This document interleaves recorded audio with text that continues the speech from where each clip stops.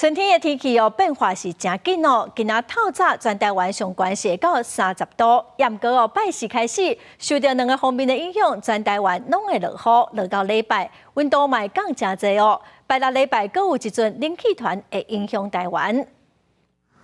拜一出日头的好天，民众穿短裤、短裤出来运动，甚至阁有人热甲烫八体。气象署表示，拜一各地高温伫咧24度至28度，拜二到拜三甚至有可能出现30度以上的高温。气象署爱民众把握这几日来的好天，因为拜四到礼拜这段时间受到两波方面影响，全台不时拢有短时间的强降雨。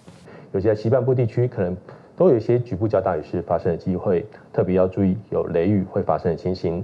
除了拜四会开始落雨，气象署表示，拜六礼拜阁有一波冷气团落南，到时北部东半部低温只有13度，中南部低温嘛干那16度。气象署提醒，这波冷气团影响台湾的时间会较长。这一波冷气团可能会持续影响的大概时间是比较长一些的。或许我们可以再持续观察。即马台湾进入春天，春天的天气变化真大，天气黏伊寒、黏伊热。气象署提醒，以英国天气形态来看，台湾的3月份、4月份也有可能有冷空气影响台湾，嘛提醒民众高衫唔通先收起。记者戴亚双、柯敏哲台北报道。